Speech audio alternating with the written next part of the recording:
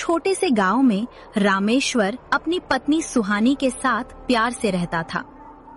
उनके घर की परिस्थितियां बेहद नाजुक थी। रामेश्वर किसी तरह दूसरों के खेतों में मजदूरी और खेतीबाड़ी करके अपने घर का खर्च चलाता था।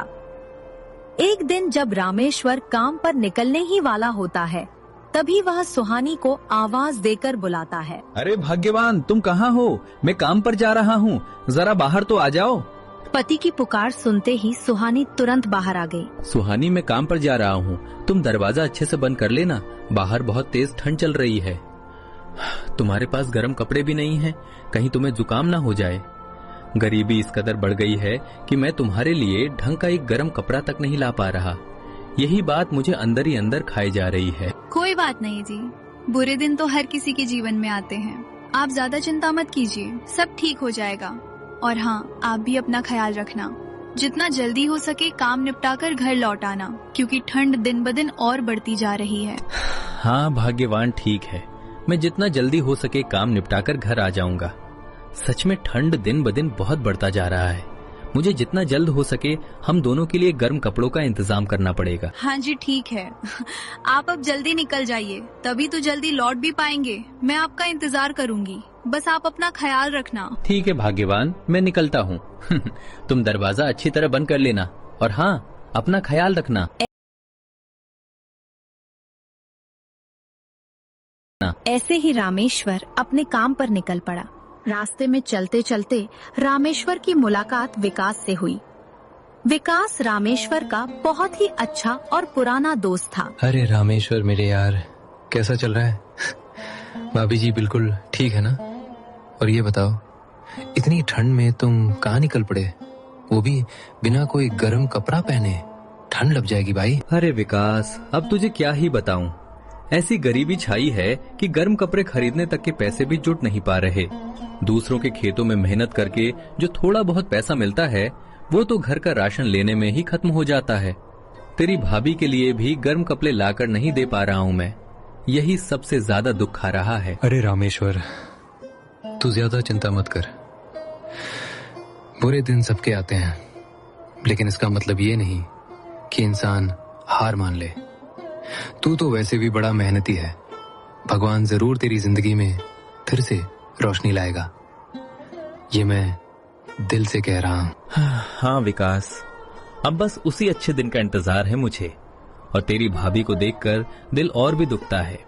इतनी ठंड में मैं उसके लिए एक गर्म कपड़ा तक नहीं ला पा रहा। मेरे लिए गर्म कपड़े हो या ना हो कोई बात नहीं, लेकिन सुहानी के लिए तो कुछ न कुछ इंतजाम करना ही पड़ेगा। हाँ रामेश्वर, तू इतना चिंता मत कर, सब ठीक हो जाएगा। वक्त हमेशा एक सा नहीं रहता। वैसे तू अभी कहाँ जा रहा है? अरे विकास, मैं भला कहाँ जाऊंगा।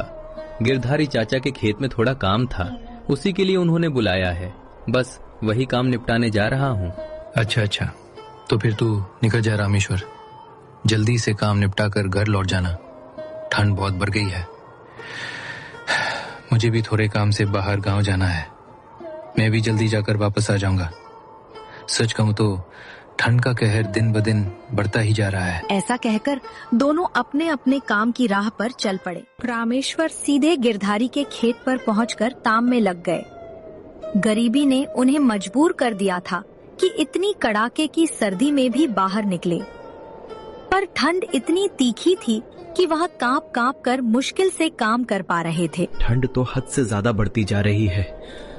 अगर ऐसे ही ठंड बढ़ती रही तो मैं तो बीमार पड़ जाऊंगा, और अगर मैं बीमार पड़ गया तो घर चलाना मुश्किल हो जाएगा।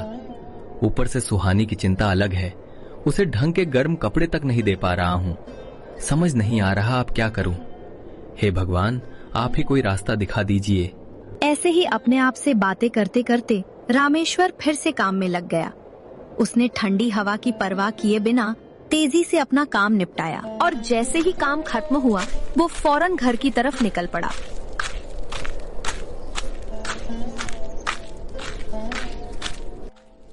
रात का गहरा सन्नाटा है। ठंड का कहर पिछले हर रात से ज्यादा बढ़ चुका है। रामेश्वर और सुहानी दोनों एक ही चारपाई पर सिमटकर कांपते हुए बैठे हैं।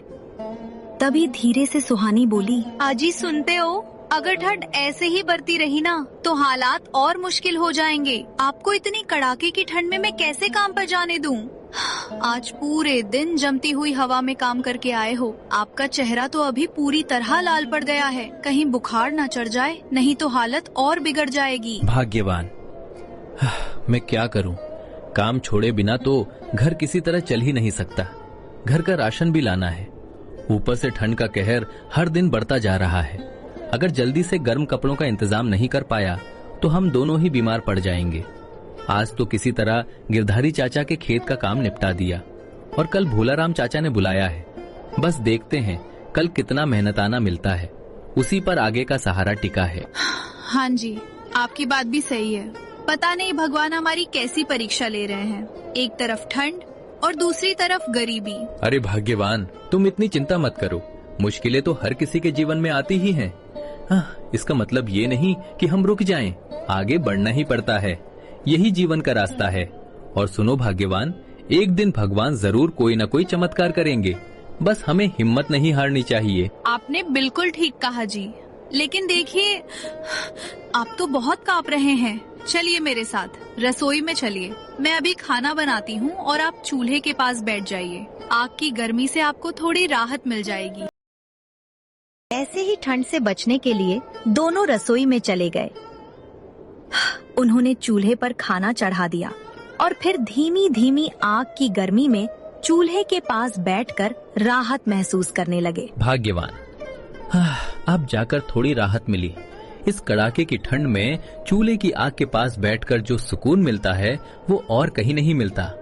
पता है भाग्यवान, जब मैं छोटा था तब जब माँ खाना बनाती थी तो मैं भी चुपके से उनके पास जाता था और आग के पास बैठ जाता था। अच्छा जी, तो इसका मतलब जब आप छोटे थे तब काफी शरारती भी थे। खैर, आपने बिल्कुल सही कहा। इस ठंड में चूल्हे की आग के पास बैठने का मजा ही कुछ और है। एक तरफ खाना पक रहा है और दूसरी तरफ हम दोनों को इस आग की गर्मी से अच्छी खासी राहत मिल रही है। हाँ भाग्यवान, तुम्हारी बात तो बिल्कुल सही है। लेकिन मुझे जल्द से जल्द गर्म कपड़ों का इंतजाम करना ही होगा, नहीं तो हम दोनों ही बीमार पड़ सकते हैं। देखता हूँ इन दिनों कहाँ कहाँ क्या काम मिल सकता है। जितना भी मेहनत करूँगा उम्मीद है थोड़ा बहुत पैसा जुट ही जाएगा ताकि ठंड से बचाव हो सके। हाँ जी, ठीक है। लेकिन मेरे लिए इतनी चिंता मत कीजिए। मैं तो घर पर ही रहती हूँ, संभाल लूंगी सब। आप बस थोड़ा बहुत पैसा जोड़कर अपने लिए गर्म कपड़ों का इंतजाम कर लीजिए ताकि काम पर जाते समय आपको ठंड ना लगे। आपकी सेहत सबसे जरूरी है जी। तुम चिंता मत करो भाग्यवान, मैं खूब मेहनत करूंगा और हम दोनों के लिए अच्छे गर्म कपड़े जरूर लेकर आऊंगा। अभी चलो आराम से खाना खा लेते हैं और फिर सो जाते हैं। कल सुबह मुझे भोलाराम चाचा के वहाँ भी जाना है। रामेश्वर के ऐसा कहने के बाद दोनों आराम से खाना खा के सो जाते हैं।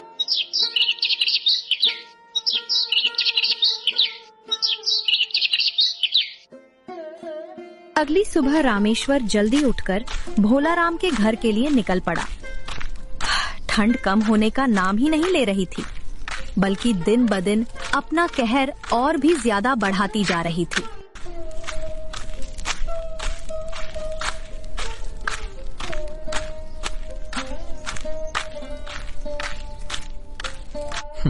भोलाराम चाचा, आपने मुझे बुलाया था, कुछ काम है क्या?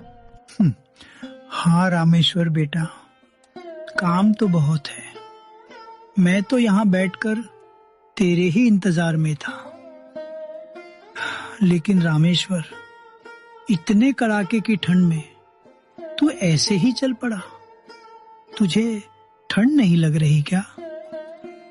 थोड़ा गर्म कपड़े पहनकर आना चाहिए था बेटा, नहीं तो तबीयत खराब हो जाएगी। भोलाराम चाचा की बातें सुनकर रामेश्वर ने दुख भरी निगाहों से उनकी ओर देखा और धीमे स्वर में कहा, भोलाराम चाचा, अब मैं आपको अपने दुख भरे जीवन के बारे में क्या बताऊं? गरीबी ने मेरे परिवार को चारों तरफ से घेर लिया है।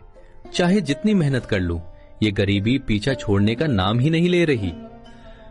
एक तरफ ठंड का कहर है और दूसरी तरफ घर चलाने के लिए राशन की चिंता। श्यामलाल चाचा की दुकान पर भी बहुत उधारी हो चुकी है। काम करके इतना पैसा नहीं मिल पाता कि पहले उधारी चुकाऊं या गर्म कपड़े ले आऊं या फिर घर के लिए राशन जुटाऊं। समझ नहीं आता किस चीज को पहले संभालूं। रामेश्वर की बातें सुनकर भोलाराम चाचा का दिल भारी हो गया।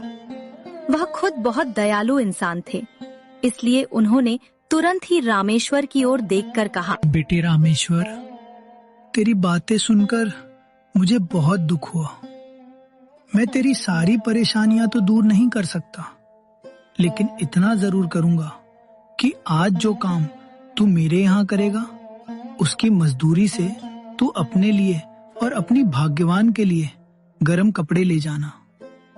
और रही बात आज के राशन की, वो तू मेरे घर से ही ले जाना।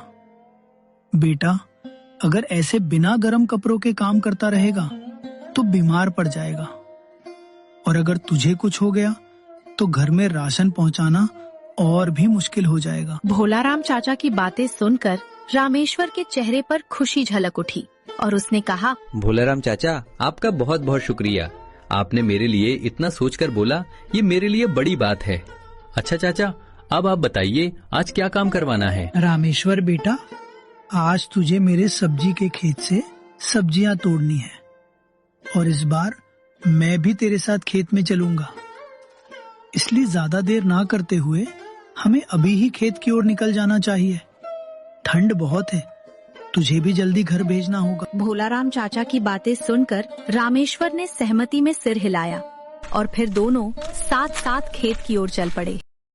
रामेश्वर और भोलाराम दोनों खेत के पास पहुँचे। दोनों कुछ देर तक खेत की ओर देखते रहे। भोलाराम चाचा, इस बार तो आपकी सब्जियों की खेती बहुत अच्छी हुई है। हाँ रामेश्वर बेटा, इस बार सब्जियों की खेती पिछली बार से भी बेहतर हुई है।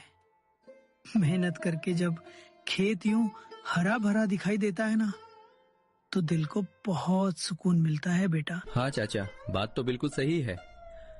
हम जैसे लोगों के लिए खेती बाड़ी ही सब कुछ होती है। काश मेरे पास भी अपना थोड़ा सा खेत होता तो शायद इतनी चीजों की कमी महसूस नहीं होती। खैर चाचा, ये सब छोड़िए, आप यहीं रहिए, मैं अभी सब्जियां तोड़ने में लग जाता हूँ। रामेश्वर ऐसा कहकर तुरंत सब्जियां तोड़ने में लग जाता है। ऐसे ही कुछ देर बाद रामेश्वर ने सब्जियां तोड़ ली और उन्हें एक टोकरी में रख दिया। शाबाश रामेश्वर बेटा, तुमने तो बड़ी अच्छी तरह सब्जियां तोड़ ली। खैर, अब चलो जल्दी घर चलते हैं। तुझे ठंड भी लग रही है। मुझसे पैसे और राशन ले लेना और सीधे घर ही चले जाना। भोलाराम के यूं कहने के बाद दोनों घर लौट गए। कुछ ही देर बाद रामेश्वर पैसे और राशन संभालकर चेहरे पर संतोष भरी मुस्कान लिए घर की ओर बढ़ रहा था। तभी रास्ते में उसे श्यामलाल मिल गया, जिसकी दुकान पर रामेश्वर का उधारी था। अरे रामेश्वर, अच्छा हुआ तू यहीं मिल गया। मैं तो इन दिनों तेरे घर जाने ही वाला था। बताना जरा, तेरे उधारी का क्या हुआ? पूरे 2 महीने होने को आए, अभी तक हिसाब साफ नहीं हुआ। ऐसे कब तक चलेगा भाई? मुझे मेरे पैसे यहीं अभी के अभी चाहिए। श्यामलाल की बातें सुनकर रामेश्वर के चेहरे पर चिंता की लकीरें उभर आई। उसके हाथ में पैसे तो थे, पर वे पैसे वो सुहानी और उसके गर्म कपड़े खरीदने के लिए लाया था। कुछ पल चुप रहने के बाद रामेश्वर ने हल्के धीमे स्वर में कहा, श्यामलाल चाचा, आप मुझे माफ कर दीजिए। असल में ठंड इतनी बढ़ गई है कि मैं ज्यादा देर काम ही नहीं कर पा रहा। जितना सा काम करता हूँ उससे बस किसी तरह घर का राशन चल रहा है। इतने कड़ाके की ठंड में मैं अपनी भाग्यवान और अपने लिए गर्म कपड़े तक नहीं खरीद पा रहा हूँ। आप कृपया करके और कुछ दिनों की मुझे मोहलत दे दीजिए। मैं आपका उधारी ही पूरा चुका दूंगा। श्यामलाल स्वभाव से बेहद लालची थे। उन्हें किसी पर जरा सी भी दया नहीं आती थी। रामेश्वर के हाथ में पैसे देखकर उनकी नजर तुरंत वहीं टिक गई। फिर उन्होंने तमतमाते हुए कड़वे आवाज में कहा, ए रामेश्वर, ये दलीलें जाकर किसी और को सुना देना। तेरे हाथ में पैसे होते हुए भी तू ऐसी वैसी कहानियां कर रहा है। जरा भी शर्म नहीं आती क्या? जब तुझे राशन चाहिए होता था, सीधे मेरी दुकान पर आकर उधार ले जाता था, और अब जब मैं अपना ही पैसा मांग रहा हूँ तो तू बहाने बना रहा है। श्यामलाल की कड़वी बातें सुनकर रामेश्वर का मन बेहद दुखी हो गया। जिन पैसों से वह अपनी पत्नी और खुद के लिए गर्म कपड़े खरीदने का सपना संजोए हुए था, वही पैसे उसे मन ना होते हुए भी श्यामलाल को देने पड़े। ठीक है, मुझे मेरे पैसे मिल गए, अब तू जा सकता है। उसके बाद दोनों बिना कुछ और बोले अपने अपने रास्ते की ओर चल पड़े। रात का गहरा सन्नाटा छाया हुआ है। रामेश्वर चारपाई पर खामोशी से बैठे हैं, दोनों हाथ चिंताओं में बंधे हुए, मानो किसी गहरे सोच में डूब गए हों। कुछ ही देर बाद सुहानी रामेश्वर के पास आ गई और चारपाई पर रामेश्वर के पास बैठ गई। अजी, आप किस चिंता में डूबे हुए हैं? क्या आपको कुछ हुआ है? भाग्यवान, अब तुम्हें क्या बताऊं। आज जब मैं भोलाराम चाचा के घर काम पर गया था तो उन्होंने हमारे हालात के बारे में सुनकर हम पर दया की। उन्होंने अपने घर से मुझे राशन भी दिया और काम के पैसे अलग से दिए ताकि तुम्हारे और मेरे लिए गर्म कपड़े ले आऊं। लेकिन रास्ते में मेरी मुलाकात श्यामलाल चाचा से हो गई। उनके दुकान की उधारी अभी बाकी थी और जिस तरह से उन्होंने बातें की, मुझे मजबूरन उन्हें वहीं पर पैसे चुका देने पड़े। अरे जी, आप इतनी सी बात के लिए इतना परेशान क्यों हो रहे हैं? इसमें चिंता की क्या बात है? उधारी थी तो आज नहीं तो कल चुकानी ही पड़ती। अच्छा हुआ कि आज ही हिसाब साफ हो गया। और रही बात गरम कपड़ों की, तो जब भी पैसे आएंगे हम ले लेंगे। वैसे भी अब इस कड़क ठंड में रहने की आदत सी हो गई है। रात को तो हम दोनों वैसे भी चूल्हे के पास बैठते हैं। आग की गर्मी में थोड़ा सुकून भी मिलता है और आपके साथ दो बातें हो जाएं तो मन और हल्का लगने लगता है। भाग्यवान, सच में तुम्हारे जैसी पत्नी हर किसी को नहीं मिलती। इतना धैर्य, इतनी समझ, ये सब हर किसी में नहीं होता। मैं तो खुद को बहुत किस्मत वाला मानता हूँ कि मुझे तुम्हारे जैसी प्यारी और समझदार पत्नी मिली है। मेरे पास भले धन दौलत ज्यादा ना हो, पर तुम्हारे जैसा साथ हो तो मेरे लिए वही सबसे बड़ी दौलत है। हाँ जी, मैं हमेशा आपके साथ थी और हमेशा आपके ही साथ रहूंगी। आप दिन भर मेहनत करके आए हैं। चलिए थोड़ी देर चूल्हे के पास साथ बैठते हैं। वहीं बैठकर खाना भी बना लेंगे। उसके बाद आराम से खाना खाकर जल्दी सो जाएंगे। हाँ, आप थक गए होंगे। सुहानी के ऐसा कहने पर दोनों रसोई में आ गए। उन्होंने चूल्हे पर खाना चढ़ाया और फिर दोनों आग के पास बैठकर थोड़ी देर आराम करने लगे। भाग्यवान, कल के लिए किसी ने भी काम पर बुलाया नहीं है। सोच रहा हूँ कि कल थोड़ा आराम ही कर लूं। सच कहूँ तो इस कड़ाके की ठंड में मजबूरी में काम तो करना पड़ रहा है, लेकिन मेरा शरीर अब बहुत कमजोर महसूस करने लगा है। बिना गर्म कपड़ों के खेतों में काम करना और भी कठिन हो जाता है। ठंडी हवा हड्डियों तक चुभ रही है और कब तक ऐसे चल पाएगा यही समझ नहीं आ रहा है। आप मुझे बताएं या ना बताएं, मुझे सब समझ में आ जाता है।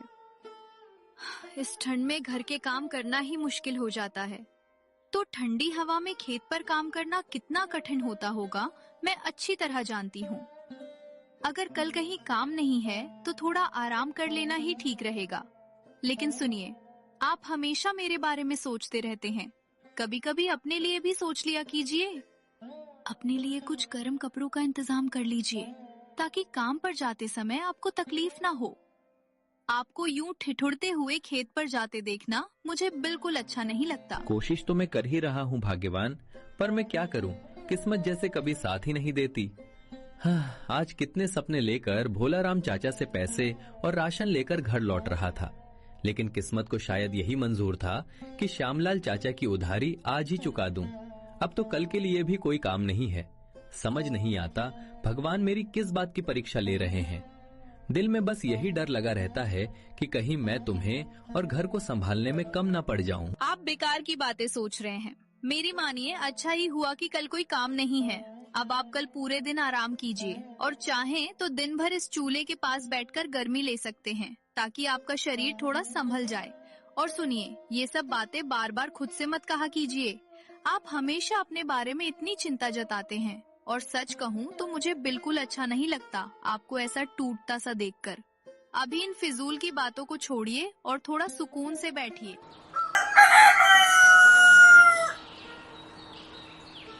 पता नहीं आज मुझे ऐसा क्यों लग रहा है, लेकिन दिल कह रहा है कि आज जरूर कुछ अच्छा होने वाला है। खैर, जो भी होगा उम्मीद है अच्छा ही होगा। इसी तरह जब रामेश्वर अकेले बैठकर खुद से बातें कर रहा होता है, तभी अचानक उसके घर उसके ही गांव के बाल किशन चाचा आ पहुंचते हैं।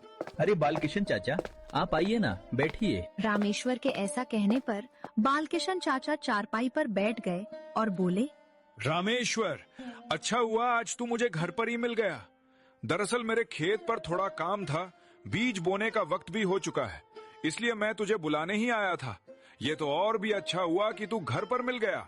अब मेरे खेत का सारा काम आज ही पूरा हो पाएगा। बालकिशन चाचा की बातें सुनकर रामेश्वर को थोड़ा अच्छा भी लगा, क्योंकि काम मिलेगा तो राशन के पैसे भी आ जाएंगे। लेकिन मन का एक कोना उदास भी हो गया, क्योंकि कई दिनों से कड़ाके की ठंड में काम करते करते उसका शरीर बेहद कमजोर पड़ चुका था और आज तो उसने पूरा दिन आराम करने का सोचा था। अरे रामेश्वर बेटा, किस सोच में पड़ गया? चलोगे ना बेटा?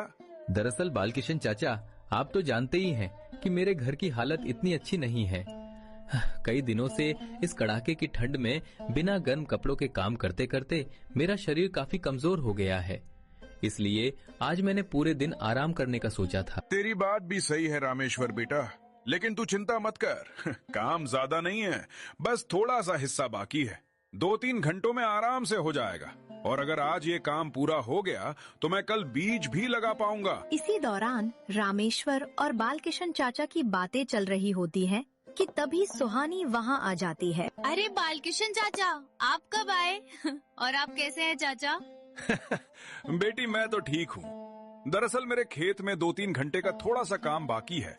उसी काम को करने के लिए मैं रामेश्वर को बुलाने आया था। अरे जी, अगर थोड़ा सा ही काम बाकी है तो आप जाकर कराइए। बालकिशन चाचा भी आपसे उम्मीद करके ही आए हैं, उन्हें ज्यादा देर तक इंतजार ना करवाइए। सुहानी के ऐसे कहने पर रामेश्वर बालकिशन चाचा के साथ जाने के लिए मान गया।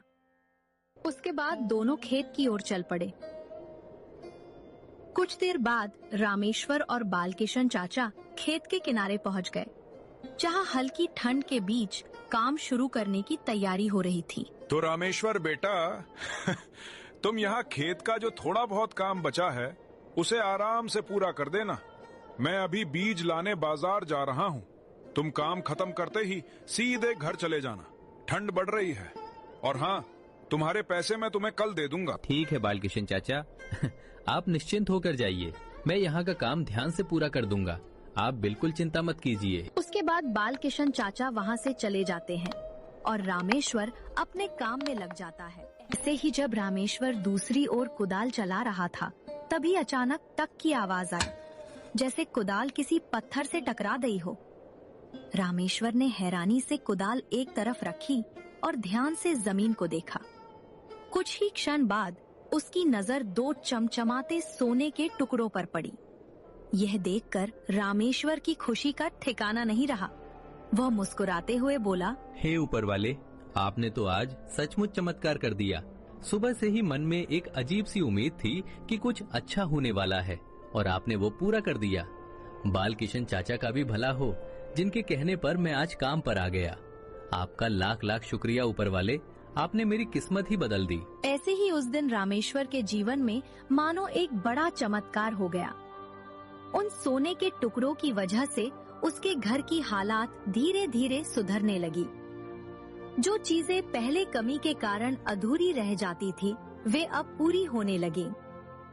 राशन की चिंता खत्म हुई, घर में फिर से रौनक लौट आई और दोनों पति पत्नी के चेहरों पर पहले जैसी मुस्कान खिलने लगी। रामेश्वर और उसकी पत्नी अब हर दिन ईश्वर का धन्यवाद करते हुए एक दूसरे का साथ निभाते हुए खुशी खुशी अपना जीवन बिताने लगे।